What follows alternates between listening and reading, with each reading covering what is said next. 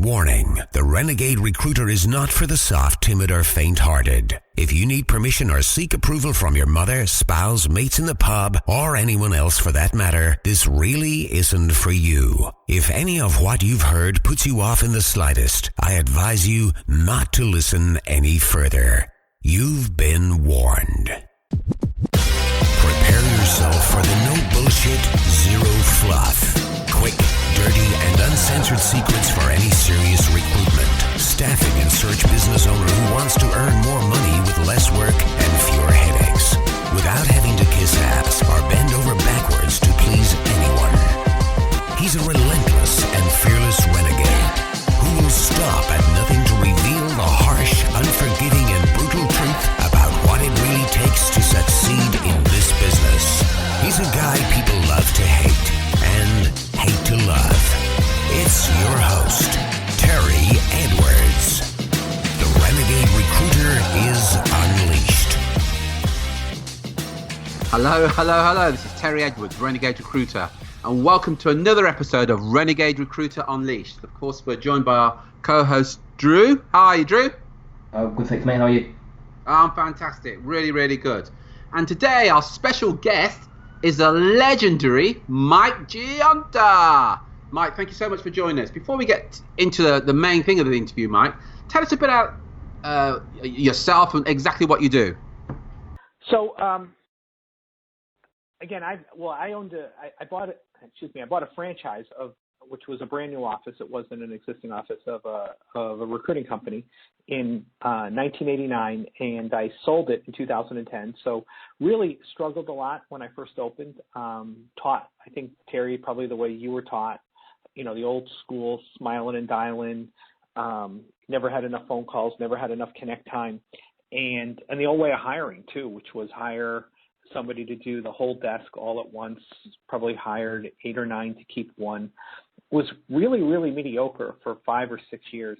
And then, through a lot of the stuff I teach now, we kind of grew an office. I grew an account base to where I had accounts that averaged $250,000 a year, less than $100 million in revenue, so they weren't Fortune 500 companies. And then we grew an office to about $3 million a year. And then for me, in 2010, it was time to move on to the next thing, which was what I'm doing now, which is helping owners really either get great accounts on retainer, and kind of similar to some of the stuff that what you talked about, how to have warm leads come to you, and then with owners, how to systematize their business, how to hire in a different model so that the retention rate and the productivity skyrockets, and really ultimately how to create a business that does two things. One, can run without them, and two, has a valuation that somebody might want to buy it for. So I could go on and on, but those are really kind of, for the audience listening, you and I probably work with primarily two types of people: the solo operator that wants to maximize lifestyle and time and money without working harder, and the owner that just wants to do the same things but systematizing it through a business. Yeah. Just one thing, just to clarify, so there's no misunderstanding here, Mike. You said I was probably taught the same way as you. That's making the assumption that we're about the same age. Can I just be clear here? I'm only 35. I know my son Drew is here as well, but I'm only 35, so I'm not really sure what you mean by that, Mike. I'm sure you're at, a multiple anniversary of that 35th birthday, as am I. Excellent. All joking apart, though, it's so true the way that we were taught in Smile and Dial. And the sad thing about that is that so many recruiters and search firms are still doing that to this very day. But you and I entered the business about the same time. I was going to say, Terry, even if you were really 35, it's likely you would have been taught the same thing anyway, because you haven't really. Actually, you know what? Drew is spot on. It's still being taught. Yeah. I think, if you and I walked into an office in, this year, in 2017, and other than maybe, laptops and more headsets and the lack of ashtrays on a desk, I think and using email, a lot of the same conversations take place in the same way that they used to. Yeah, that's very, very true.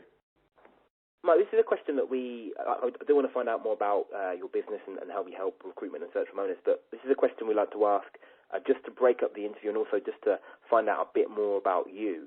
Can you tell us something that you don't usually tell people, so an interesting or funny story, so something that most people don't know about you? I think one thing, because it's totally off of what I do, is 10 years ago, I started running local political campaigns using a lot of the marketing stuff I learned, and had never done it before, never ever done it before. My wife had run for board of education. I saw the party that she was affiliated with get slaughtered, and I started looking at two things. One, how they marketed and what their metrics were. And in 2 years, I ran the next campaign, and I got a whole slate of people who had never been able to get elected in 35 years elected using metrics, one of the things we teach, and using marketing. And again, having no idea how to run a political campaign. So that's something like a little bit of a side that most people have no idea I've ever done. Excellent. And it's interesting, because most people wouldn't appreciate that, even in politics, that they are using traditional marketing campaigns to get the votes of the what we call the swing voters. Obviously, those that are loyal to one party aren't likely to be influenced, but it's really to influence those swing voters. That's fascinating, that is. Yeah. Yeah, it's at market. It's all marketing. It's at the local national. It's all marketing. Perception, influence is a key word you used. And I'm not saying it's right or wrong. I'm just saying it's what it is. Especially in the last presidential election, you don't have to like who won. Both parties did it. The use of social media, Facebook, Twitter, it's just fascinating to watch. We don't have to spend a lot of time there, but I know you and I are both passionate about marketing. I study watching political campaigns, whether it's the guy or gal I want to win or not. I'll tip my hat to the one that, if my candidate didn't win, for brilliant marketing. It's just like, wow, that's right. Fascinating how they study those, how they dialed into that. Yeah. In fact, Obama's first campaign, Drew and I have a marketing coach, and he actually recommended that we got onto Obama's mailing list because, Obama was emailing his supporters daily, every day, to raise funds. In regard to your political opinion, there's a lesson there for all of us, that he was emailing daily. What he was doing in 2008, if you can think about it, almost 10 years ago, because I did kind of read up on a lot of that stuff. He broke. His team was brilliant, absolutely brilliant in how they marketed. Absolutely. Well, we'll come on to some of that, because there's some really good points here. But Mike, the purpose of this podcast is really to tell people about the summit, as I'm calling it. The summit. It's not quite the right term, but can you tell us a bit about the summit and what it entails and who it's for and that type of thing, please, Mike? Yeah, happily. You can see the details. Terry, you probably have a link here somewhere, but it's the recruiting. Yeah, but I'll give the link. I'll give the link now, just very quickly. It's Terry Edwards / TerryEdwards.com. TerryEdwards.com. My apologies. / Mike Gionta, which is Gionta. Yeah. So all the details are there. But Mike. Yeah. Tell us so about you can see all the speakers. We've got 9 speakers, Terry, of which Terry is one. Terry, you're going to be talking about your marketing and getting kind of warm leads and things like that. And really, what it's designed is I had a passion when I started this 2010, 8 years ago. So this is our 8th summit, 7 years ago, 8th summit, was to really help owners. And I don't agree with this necessarily, Terry, but so many times if you've gone to an event and you talk to another owner and they go, I can't afford time away from the office. I think it's total horse hockey, the excuse. Yeah. So we take that excuse away from them, right? You can Eastern time, U.S., New York time, from 1 o'clock till 4:30 Eastern time, and I think even in the UK because of it's only a 4-hour time difference for you guys, and for 5 hours for other parts of Europe. But you can log on for free at 5, 6 o'clock at night and have 3 hours of comprehensive new training that's designed to help solo owners get more clients, more time, bigger fees. Because a whole bunch of, I just know what the topics are, and search from owners, different hiring models, how to hire better, what some of the key issues are, and how to use that. And this year we actually incorporating in the teleseminar one webinar with eMore Essentials. I got to know Tricia Tamkin and her partner Jason pretty well in Ohio last year, and they're going to the stuff, they've got some real time-saving hacks and some research hacks, and I know research is really, really hot right now. So that's something you want to be there live for. I forgot which day it was. But it's all really designed around enhancing productivity. So you can sit at your desks all morning, or actually if you're in Europe, you can sit at your desk all day, right, and do your job, and then work in your business, work on your business after hours, and listen to the stuff, take some notes, and apply some material. So would you want to, Terry, would you want to go to an office for a surgeon, and let's say you just need to do something simple like your appendix out, and the guy goes, well, I haven't really done any training since 2007. Well, medicine changes all the time. So does technology, and so does recruiting. And if you're challenged right now because people aren't calling you back, and you're having trouble with multiple offers because the labor market recruiting is really tight, and you're tired of you can keep banging your head against the wall, or maybe tune in for a few hours, between March 21st and 24th, and get some ideas that'll change that. Yeah. And what's interesting about that, Mike, is that in our research, 80% of recruitment and search firm owners invest very little in themselves or in their team. And they then complain about the performance of their team. And you say, so what investment have you made in the team? And they say, well, I sat down with them for a couple of hours when they joined the company and told them who they had to call. And they then wonder why they're not getting the return, but there's so little investment made in their team or even in themselves. And, it's absolutely. Sorry, I started in 1994. One of the speakers, Pasquale Scopoliti, was my first business coach. I actually worked with him for 13 years, and he actually even helped me get into this business to really technically compete with him. But and I'm, like with you, technically you and I are competing, me and Mark, Whitby, you and Mark. I don't ever look at it like that. There's only so many people I can handle. There's only so many people you can handle. From an abundance mentality, if we all serve, different people are going to latch onto different personalities. And right now, actually, I have 3 business coaches. So I could always look a client in the eye when I was recruiting, knowing I was investing in myself to make myself better. It's funny, the people I don't know how to get higher. I'm getting quoted 15, 18%, 20% non-exclusive. Well, if you don't see the value in yourself, how can you get the value? How can you quote a higher value and own it in your soul? Yeah. Right. Absolutely. I find that the people that are, and I use this word on purpose, and I don't want to editorialize, the cheapest with themselves, not least expensive, cheapest with themselves, tend to be the ones that have the biggest struggles. Yeah. And it's not like, say, hire Mike Gionta. No, it's invest in yourself through something on a consistent basis. I want to get off my high horse to look like I have a vested interest, but I have been continuously coached since September 1994 without a break, and in several situations by 2 people or even 3 in some cases. Yeah, I'm the same. I've had breaks in between, but our current coach that we're with now, Drew. How long have you been with John, Drew? 3 years. 3-4 years, yeah. Yeah. Likewise, yeah. And just for people listening, about competition, can I just make it clear again that I'm a lot younger than Mike and Mark Whitby. So I attract the younger recruiters. Sorry, Drew, you were going to say something there, buddy. Yeah, just really to touch on what Mike said about competition, and I think it's a great attitude you've got there, Mike. But it's all like just to sort of hammer home the point that you made, the point that people will attach to different personalities, and I 100% agree, and you can see this happen all the time. But I think one of the big mistakes that you see a lot of recruitment and search owners make is that in their marketing, in their communication, they don't put their personality in it.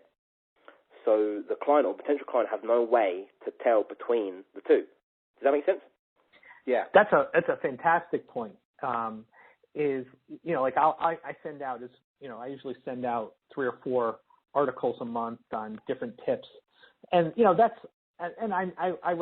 write my own articles, but those are fairly loosely written, not in a like a college book, a college article type of thing. But my intro is always, a lot of times, is what's going on in my life. I'm talking about coaching my kids in Little League, coaching my middle school baseball team. Remember, one of the best responses I ever got was I was golfing with a friend of mine on vacation, and I hit a ball down the middle of the fairway, and there was this big oak tree right in the middle of the fairway. I couldn't find my golf ball. It was stuck in a knot in the tree about 3 feet up. And the entire debate with my buddy was, is that a stroke, right? And I'm like, I hit that freaking ball perfect. He goes, doesn't matter, you got to touch it, it's a stroke.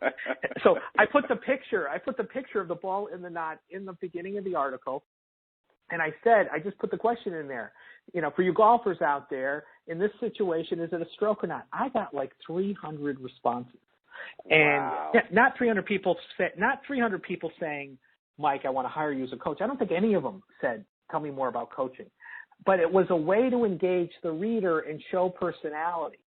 And I didn't care whether they thought it was a stroke or didn't think it was a stroke.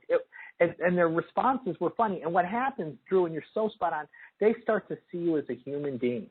And it's what I coach my clients to do if they send out articles. Have something in there that makes you human. What are you, if you're passionate about whatever, put it in there. And what happens is you begin to build relationships in the absence of being present. Yeah, great language there. Building relationships in the absence of being present. That's fantastic. Yeah, really because I mean, again, I'll see that in your next article, Terry. Oh, you bet. And by the way, Mike, I'll take full credit for it as well. Again, I think a lot of recruitment and search owners, they get almost scared to put their personality in, because you see all these emails and you see any communication from the majority of search owners. It's almost like the personality has been sucked out of it completely, and it's all corporate. It's quite frankly, it's boring because there's nothing about them. There's nothing about, you don't get to know the person behind the business. You don't get to get a feel for who they really are and what they're passionate about, and what they feel strongly for. It's amazing. Like, I meet people at conferences that I've never met, and they're one of 17,000 people on an email list. And they'll go, I've been reading your stuff for years. I loved how, and generally they'll tell you that they like your stuff, but they usually reference something in that opening paragraph that was just about me as a person. Yeah. You were in Venice or you were in Athens, and I saw that picture with your family. Isn't that a beautiful place to go? And you have instant rapport and an instant thing to relate with them on when you bump into them somewhere down the road. Yeah, and I've found that as well. I'm speaking at conferences and whatever, and exactly the same. When people coming up to you, it's a little bit unnerving actually, because they feel they just have a relationship with you, and they start a conversation with you. I'm thinking, I don't know who you are, and they're close to you. By the way, exactly. Am I supposed to know you? And I feel bad because maybe did I meet you and share a drink with you a couple of years ago, and I'm told no, we've never met. This is my first conference, but I've been reading your stuff. That's right. Yeah. Excellent. And Mike, you said earlier that you do this for about 8 years now. Is that right? These conferences themselves. This is my 8th summit. Yes. The first one was March 2010. We do them every March. And we've kind of evolved it. We used to actually charge just to attend, and now it's free. So you really can't beat the price.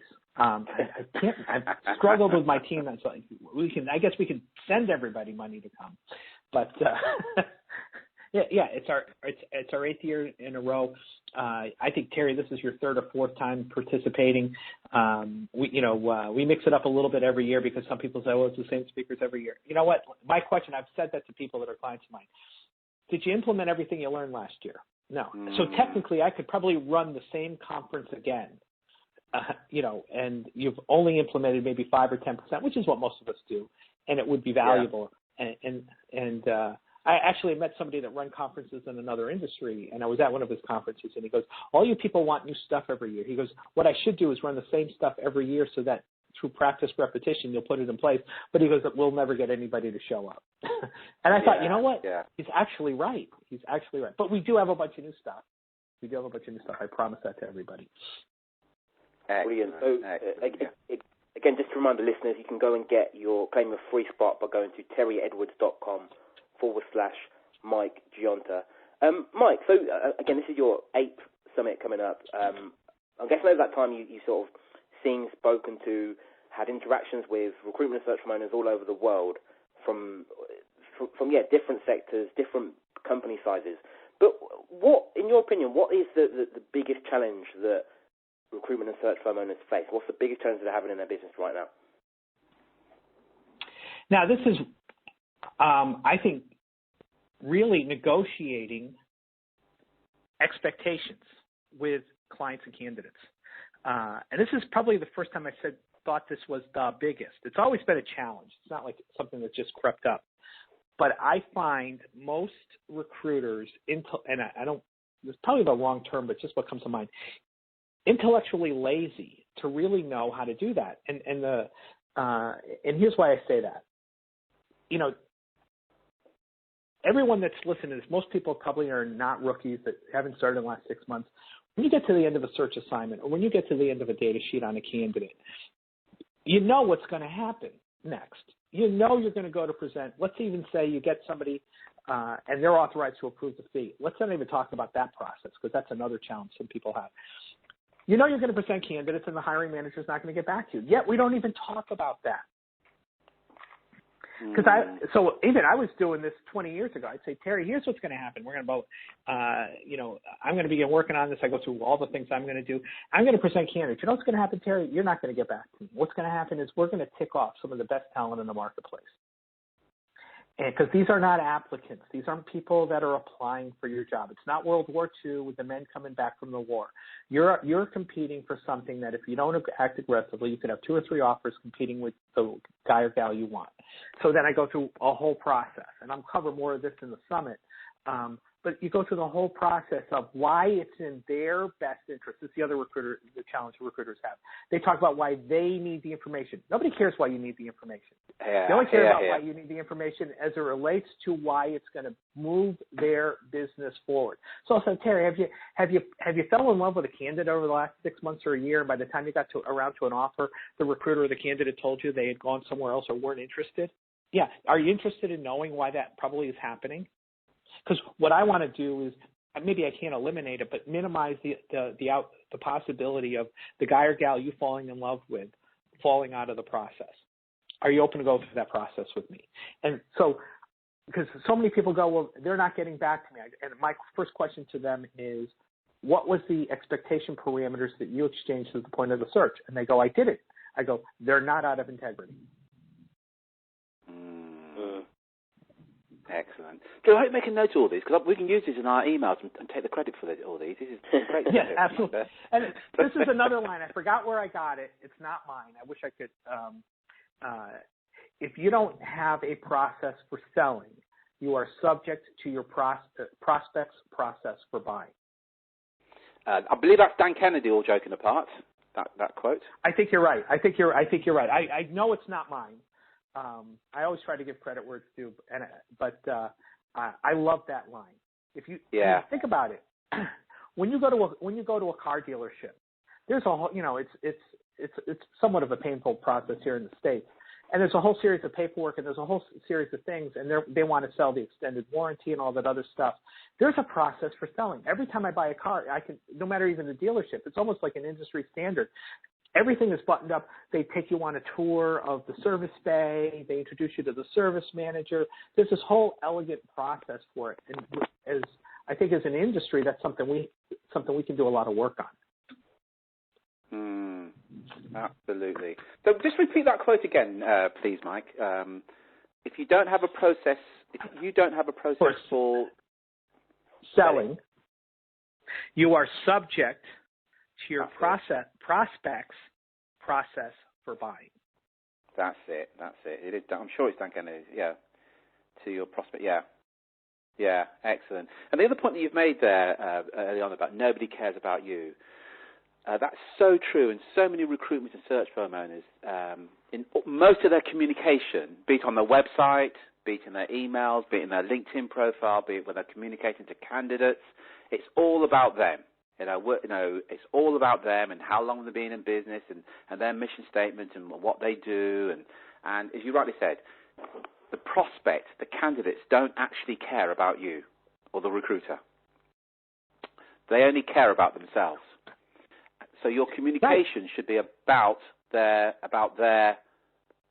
problem and solving that problem. And you mentioned earlier in the introduction about how when I reached out to you, I said, how can I promote you? Because here's what we know. me asking you that question, that's about you. You're interested about how you can be promoted. But if I reach out to you and say, hey, Mike, how can you promote me? I suspect I'd never hear from you because you're thinking, why the hell would I do that? Right. Right. And honestly, the reason I replied was not because I'm like, let me figure out a way for Terry to promote me. Obviously the selfish interest there. I go, here's a guy who gets it. I want to know this guy. Seriously, that's why I remember the email. I didn't write it down. I remember that email from 5 years ago, or email. I go, this is the guy who gets it. I want to know this guy. Because it's that whole psychology of buying. Like a lot of times when I talk, and I'll talk a little bit about this in one of my sessions at the summit, is, if I'm doing a presentation to a few hundred people, and I start talking about retainers, and I'll say, when someone buys a retainer or gives you a deposit up front, what are they really buying? And we'll go around the room, and people will say, your time, your expertise, your ability, which are all true, but it's not what they're buying, because they don't give a crap. They're buying the search filled. If someone agrees to give you £5,000, $5,000 up front, there's something that has occurred in the process of your communication where they said, Terry can fill this job. It's a little bit of a risk, but you've done enough to remove a lot of the risk on their part, and they'll go, I'm going to give this guy a shot, not because part of it is going to be in the background because your expertise and your tenure. They do look at that, don't get me wrong. But the communication was, this search will get filled if I give it to Terry, and I'll give him $5,000 up front. But we communicate, I need this so I can invest in the search, so I can put in the time. I don't care. All I want is a good hire. Oh, spot on, mate. Absolutely spot on. Yeah, and that's sadly how many recruiters do communicate about why what's in it for them rather than what's in it for the client.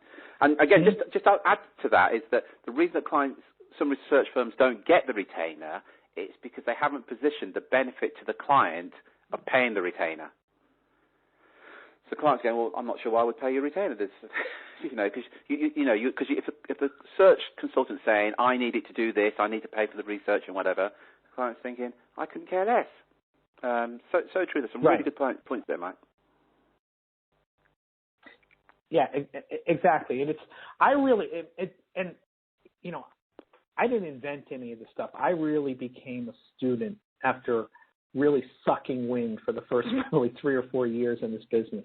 And I'm going, there's got to be a better way. What am I missing? Because I was that same guy, right? I was pitching at them versus uncovering needs that they had and challenges and problems. Yeah, excellent. Drew, what are your thoughts on all that? Because I know you've got some interesting views on the whole positioning concept. I think positioning is one of my favourite subjects. It's something that positioning and really pricing is something that can give you immediate results. You can get almost overnight results. Like you can charge more, you can work with better clients. There's so many things you can do getting your position and your pricing right. It's immediate turnaround, but it's also the area that people often find the most difficult as well, because what we're talking about here is a complete mindset shift on something they've been taught from sort of way back. Does that make sense? Yeah. I think what comes out here is it's not even most search firm and recruitment they want the tactics to do this stuff. But where they're going to get the results is in the psychology, as you said there, Drew, in the mindset. Yeah, that makes perfect sense. Mike, something you mentioned earlier is about how you're sort of really big on coaches and mentors. Who's been the biggest influence on your business life in terms of a mentor, coach, or even an author that you've learned from, someone you've learned from? I think, the gentleman I mentioned earlier, who's also speaking at the summit, Pasquale Scopoliti, and I just remember one of the reasons, and I've had great mentors since, but I think a great mentor, which is what Pat did with me. When I met him, he was Pat. Now he's Pasquale. It's almost like one of the rock star changing his, but he's always been Pasquale, short of Pat. But I always mess with him on that. And here's why: he always saw more in me than I saw in myself. And it wasn't like manufactured. He saw my potential and ability and challenged me. And I think that's what a great mentor does, is they don't accept you as who you are. Unless that's what you want, right? Some people want more, but they just don't see themselves as good enough for it, worthy of it. And, he kicked my butt for over a decade. And, it really helped me uncover some of the things in the group. And a lot of it, with a good mentor is the mental group. It's not, here's the 7 steps to getting a retainer. It's a lot of people, that are really good recruiters know some really good technique. And there's a lot of mental goop that holds them back. And it's similar and different for everybody. And I think that's what a really good mentor does, is helps you remove that. And when you do that, though, you still have to do the work. You still have to face the challenge. You still have to go through fear to come out on the other side. The good news is, Terry, in our profession, in the recruiting profession, if we coach somebody through fear, death is not one of the probable outcomes, right? So you're in a 72-degree environment, and if you take a risk, you hear no. You hear no. That is, and then you talk to another person. But I think that's the true value of a great mentor, is someone that pushes you beyond what you're truly, truly comfortable with. Mm. So Pasquale was your biggest mentor. What was for you, Mike? What was the biggest challenge you faced in your business life? Honestly, self-limiting beliefs. I looked at some of the more successful recruiting firm owners as bigger than me, for whatever reason, and that's a whole like you need a shrink for that, some of that stuff. Mm. And the other thing is I'd almost gone out of business, so investing, in hiring and investing in coaching scared the crap out of me, because I was down to $626, 18 months into the business, and tapped my line of credit. So I had that fear. So I think it was the fear of investing and the fear of could I make it work, since I almost failed. And the only way you break out of those patterns is you go back and go, no, I am going to make this work. And I think the other thing I can coach a lot of people to do for free on this call is, when you really study some of the most successful people over the last few hundred years, they all almost died, went out of business, went bankrupt. Several of them did go bankrupt on a few occasions. And the difference between them and the rest of the population is they kept going. They weren't whiny about it. But I think those are the two big things. Point. I mean, I had, and Pat really helped me change the hiring model. That's what I coach now. Not that Pat knew the hiring model, but working with what I liked, what I didn't like, what my strengths were, what my weaknesses were, and what really, when I started having someone to bounce ideas off of what wasn't working in the search firm model that you and I grew up with, was out of that came the model of the search associate, where you put a recruiter on a big biller's desk or on a billing manager's desk, and how to systematize that. Once for me, that was like discovering plutonium. After we did that, our business took off. Do you mean by that the systemization of your business? The systemization and the changing of the role from bringing somebody on and teaching them everything, teaching them how to market, teaching them how to recruit, teaching them how to prep, debrief, close in 3 weeks. Most people go through a tremendous amount of overwhelm with that. And I began studying consulting companies, law firms, accounting firms. How do they onboard talent? They bring them on in phases. So like in college, when I graduated college, there was the Big 8. Now it's the Big 4, I think. And my roommate went on as was hired by a Big 8 accounting firm, and he was counting a 4-year degree. He's counting pencils and boxes of paper in a basement without a concrete floor. I saw the dirt all over his shoes, and he had to do the audit. Now, the senior partners aren't going to do the audit, so they're probably, at the time billing him out at say $125 an hour, and they're paying him maybe $20 an hour, $30 an hour at that rate. The salary when I got into school, and they're making the difference. And I said, why can't we do the same thing at search? Why does the billing manager have to be the one that makes all the cold calls and leaves the voicemail, sends the emails? the talent is of a truly tenured good recruiter is the art form of putting the deal together, negotiating the terms, negotiating expectations like we talked about before, and then mentoring then other people to do the grunt work with the vision of giving them that role down the road. Oh, fantastic! Yeah, that's awesome stuff. And Mike, will you be covering this in the summit in your presentation? Yes. Somebody else covering that? You'll be covering it. I'm going to be covering it, and Nikki Coffin, who's on your side of the pond, has a session on $1 million offices, and she and I chatted. So she'll be covering some of that in addition to me. And I'm not sure. I know there's other stuff geared toward hiring and onboarding from some of the other recruiters. So all the things, especially like I've got sessions, and I've actually got clients that are going to talk about how, from a standpoint on the solo side, how they got retainers and what people can do to get that. So we kind of tackle both sides of the office, but I'll be talking about that in at least 2 sessions, is the model and the roles. Yeah, and look, if you're an owner or director of a search firm, whether you're a solo recruiter, you've got a team, go to terryedwards.com/Mike Gionta and register it. It is free. But there's some absolute gems in this summit, and make the investment in your team and in yourself. You know what you've just shared there, Mike.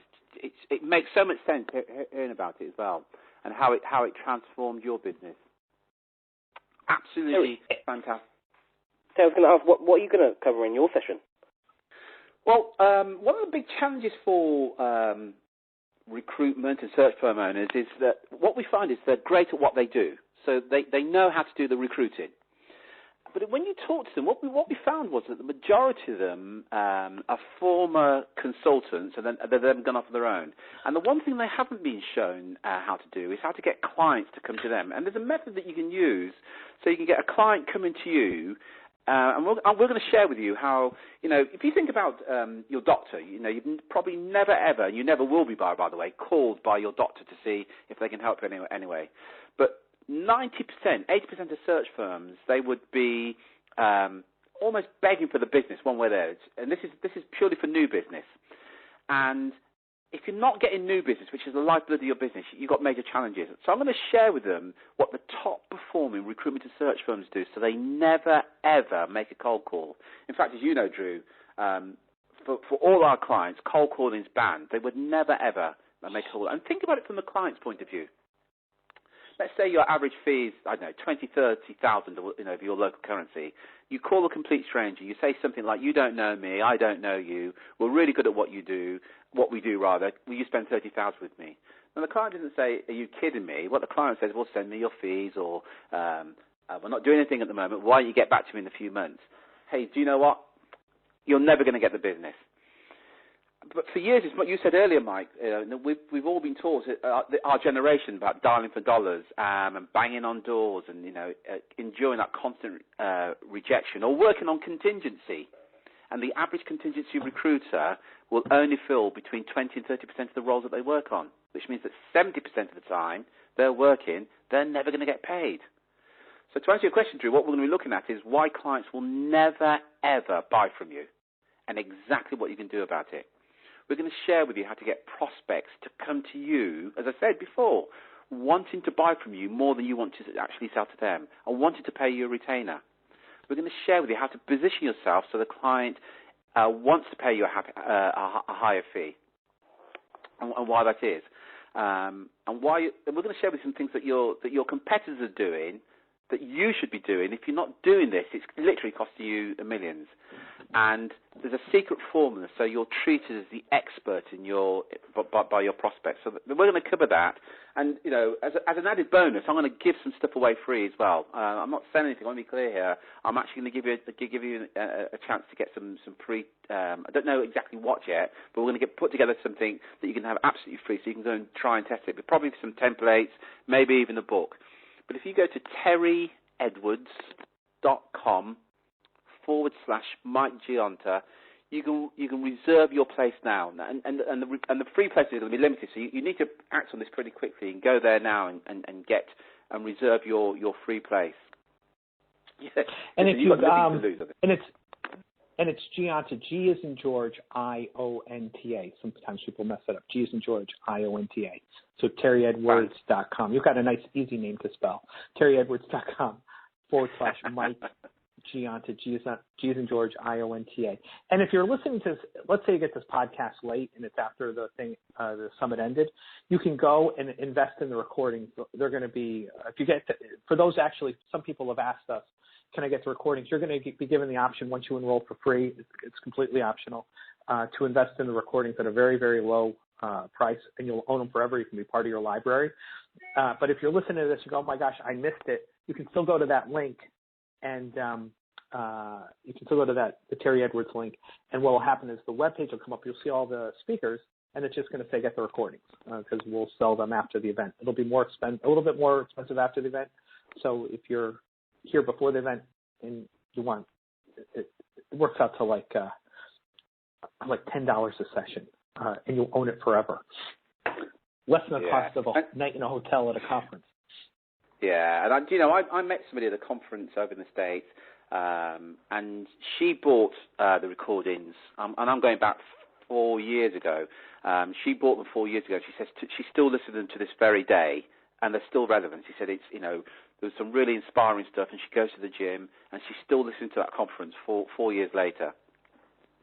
I've always said this because one of the objections and with questions we get, and it's a little, and I understand the skepticism, is people kind of look askew at you. Even on the phone, I could tell their eyes are askew, Terry, and they go, wow, why are you doing this for free? And full disclosure, I'll tell. I used to charge for it. We had significantly fewer people attend, and Terry and I will make some money to buy our families a nice meal here or there from the selling of the recordings. And full disclosure, Terry gets credit for that happily. And but it's like when you go to Baskin Robbins here in the States, a little ice cream shop, and they give you a little pink spoon, right? And I say, oh, peanut butter crunch. Let me try that. And they give you a little. No, that's not what I'm into today. Blueberry, whatever. And then I buy the whole cone, right? So we get last year we had 2,500 people attend the summit. A fraction of those invested in the recordings, and that was fantastic. It wasn't my goal. And then I got clients, and everyone that spoke, I talked to all the speakers. And Terry, I know in the past when you've gotten clients, and I'm thrilled that you get clients. Yeah. People are like, Mike, why would you promote Terry? I don't care. I could not take all the clients that if I was the only coach doing 12 sessions, I would not have the bandwidth to take on all the people. And Mike, I've got to interrupt you. Mike, and sure. Terry appeals to the younger business owners as well. You've got to add that, Mike. It's really important that you add that. I appeal to the caustic old person that wants to be in the room. So Terry appeals to the nice, young, optimistic person. But seriously, that's why we do this. Is a tiny fraction of those will become coaching clients for everybody. And here's the other thing I know. Like when I was a search firm owner, I bought Scott Love, I bought Danny Cahill, Peter Lefkowitz, all those. I think I had everybody almost. Bill Radin. I had all their stuff. I wasn't an investor in one mentor. I had one mentor as a coach, but somebody that invests in themselves, and they usually go through multiple. So that, in full disclosure, when you go, why are we doing it for free? It's not a pitch fest. Everybody, in the past, which is why that woman probably said she listens to them over and over again. If they have an hour session, they probably have 57 minutes of pure content and 3 minutes of here's how, if you want to stay in touch with me, how to go deeper. So that, in most television that you're going to watch on, at home on TV is going to have probably 22 minutes in the hour, and we're going to have probably 3 at the very end. So that's why we do it for free. Fantastic. Mike, that's been absolutely brilliant. Drew, any more questions from you, buddy? No, nothing to that. Fantastic. Look, Mike, and can people reach out to you on LinkedIn? Absolutely. It's I'm Mike Gionta in Connecticut. If you're in recruiting and you're not already you're not a connection of mine, I'm going to be, because there are other Mike Giontas. But I think I'm the only one in recruiting, and I'm probably only going to be 1 or 2 degrees away from you anyway. You'll probably see, second, third person. Reach out to me. Thrilled to connect with you. Fantastic. Thanks for that, Mike. And again, just to repeat, go to terryedwards.com/Mike Gionta to reserve your free place and get access to 9 of the industry's leading speakers. And these guys are going to help you generate more leads, earn more money, and increase your personal earnings. And then I keep saying this, but it is free. If you want to get access to free, go there now. And if you want to buy them and record the recording afterwards, as Mike said, there's no obligation. You can do that. Drew, thank you so much as usual for your input. Really appreciated. It's okay. As usual. Mike, again, a real pleasure. Seriously, Mike, we probably only speak about once a year, but it's always a pleasure when we speak. We message each other every now and then, and we probably speak once a year, and it really is a great pleasure to talk to you again, Mike. And it is, really looking Terry, and I conference. always enjoy talking to the younger, even Drew. So Drew, who's 7 years, Drew's only 7 years old, based on all the math. He's just a brilliant 7-year-old. Yeah, we call him a child mother. genius. Yes, exactly. It must be come from the mom. Excellent, Mike. Seriously, buddy, thank you very much indeed. Great talking to you guys. Thanks so much for the invitation. Yeah. Not at all. Fantastic. This is Terry Edwards, Renegade Recruiter. Take care, take action, and be relentless. Bye, everybody. Bye now.